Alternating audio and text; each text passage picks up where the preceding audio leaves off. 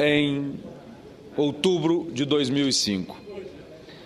O resultado final da consulta pública e democrática foi de 59.109.265 votos rejeitando a proposta, 63,4% dos votantes, enquanto que 33.333.045 votaram pelo sim, ou seja, pelo desarmamento.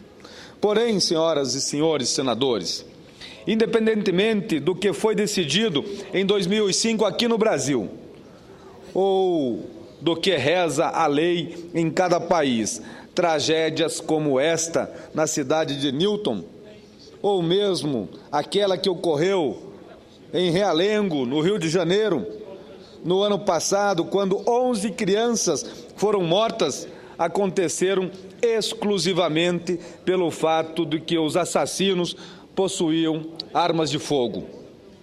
É evidente que cada caso tem suas particularidades e talvez distúrbios ou problemas mentais nos autores dos crimes. Seriam o que há de mais comum entre os crimes, se não fosse pelo fato de que em todas as ocorrências, pelo menos uma ou alguns casos, em alguns casos, mais de uma arma de fogo foi responsável pelas mortes. Os casos de tiroteios com inúmeras vítimas têm sido os mais frequentes nos Estados Unidos da América, mas, repito, também tem ocorrido aqui no Brasil ou na Europa, como foi a tragédia na Noruega, quando 77 pessoas foram assassinadas por tiros ou mesmo em outras partes do planeta. Entretanto, chama a atenção o fato de que, no país que possivelmente haja o maior número de armas de fogo nas mãos da população comum, os fatos se repitam com maior frequência. Pior, muitas das tragédias têm ocorrido em escolas ou em locais de trabalho. Recapitulamos. 20 de abril de 1999, em Littleton, no Colorado, quando 2 estudantes do ensino médio abrem fogo no colégio Columbine. 12 estudantes e um professor são mortos. Os 2 jovens assassinos cometeram suicídio na sequência. 29 de julho de 1999, depois de matar a esposa e os 2 filhos, um especulador da Bolsa de 44 anos abre fogo em 2 firmas de corretagem em Atlanta, na Geórgia, matando 9 pessoas e depois também comete suicídio. 21 de março de 2005, em Red Lake, no Minnesota, um adolescente de 16 anos mata em sua escola 9 pessoas, entre elas 5 estudantes de ensino médio, e depois comete suicídio. 16 de abril de 2007, um aluno de 23 anos, de origem coreana, mata 32 pessoas antes de se suicidar na Universidade da Virgínia, no estado da Virgínia. O massacre é o pior da história dos Estados Unidos da América em tempos de paz. 20 de janeiro de 2010, um homem mata 8 pessoas durante um tiroteio na Virgínia e se rende após a caçada humana na qual participaram 150 policiais. 3 de agosto de 2010, um homem que tinha problemas com seus empregadores mata 8 colegas em uma empresa de distribuição de cerveja no Connecticut, Nordeste, antes de se suicidar. 20 de julho de 2012, 12 pessoas foram mortas e 50 ficaram feridas em um tiroteio no cinema que exibia o 3º episódio da série do Batman, em Aurora, Denver, no Colorado. entre outros casos igualmente trágicos. Contudo, em todos eles, as armas de fogo foram a causa das mortes de inocentes promovidas por pessoas claramente perturbadas que acabaram por se suicidar ao final dos episódios. Senhoras e senhores senadores, tenham consciência das principais justificativas que levaram a maioria dos brasileiros a votarem contra a proibição da comercialização das armas no Brasil em 2005. E que em outros países também mantém a venda de armas acessível ao cidadão comum, sendo o principal deles o direito de se defender. Porém, penso que, diante da repetição de tantas tragédias, sem falar naqueles que permanecem anônimos, pois se tratam de crimes passionais ou domésticos, mas também envolvem armas de fogo, é preciso refletir. Talvez considerar o fato de que a inexistência de armas representa a ausência de tiros e, assim, maiores chances de redução de mortes por disparos. O direito de defender-se e a preocupação com o fato de que os bandidos estarão armados são legítimos, mas também é legítimo indagar se possuir uma arma sem ser bandido ou defender a manutenção da comercialização tem realmente protegido o cidadão de bem, ou, ao contrário, tem aumentado sua insegurança. Não tenho resposta imediata para tais questões, mas convido a todos para esta reflexão.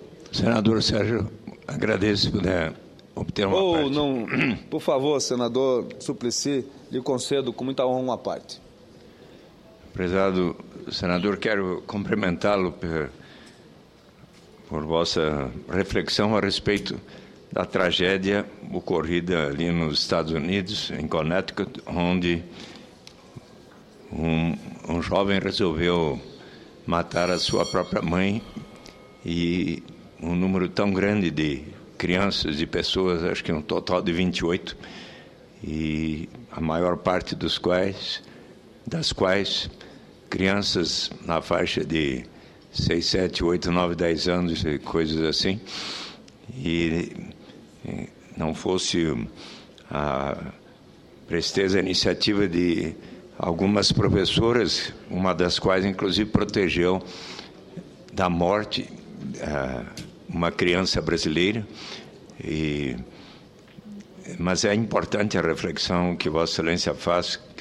Também me solidarizo com o povo norte-americano e as famílias que sofreram, e Vossa Excelência também assinala as inúmeras outras ocorrências em que pessoas nos Estados Unidos da América, nestes últimos anos, resolveram atirar, inclusive em pessoas inocentes, às vezes dentro de um cinema ou num ambiente escolar, numa escola privada ou numa universidade, o que é uma verdadeira tragédia.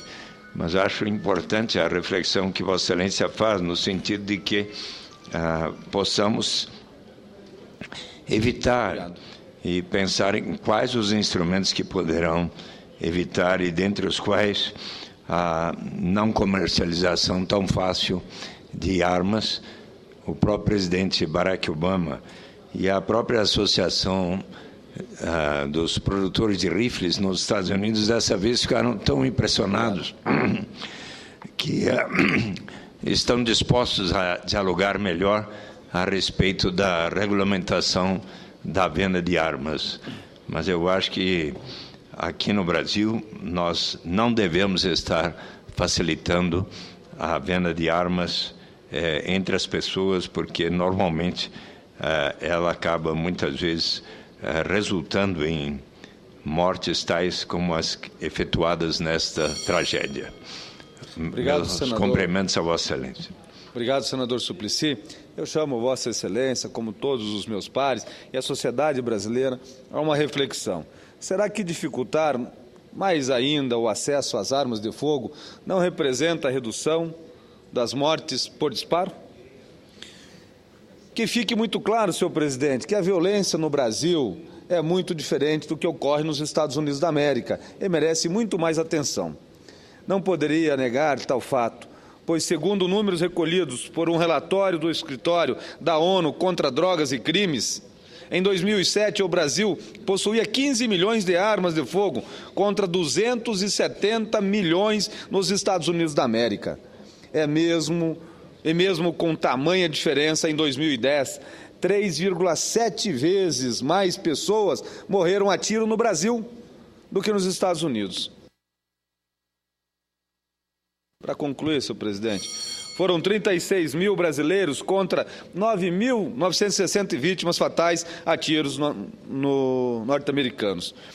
Enquanto nos Estados Unidos a taxa de óbitos por arma de fogo é de 3,2 a cada 100 mil habitantes, no mesmo ano, em 2010, os brasileiros contavam com 19,3 mortos por 100 mil habitantes. Ou seja, me parece claro que estamos diante de realidades diferentes de violência e mesmo no número de vítimas de armas de fogo, e que a situação nos Estados Unidos é muito mais tranquila. Aliás, me parece evidente que os números da violência do Brasil decorrem de armas não registradas ou contrabandeadas, mas, ainda assim, mantenho a dúvida para qualquer povo no planeta.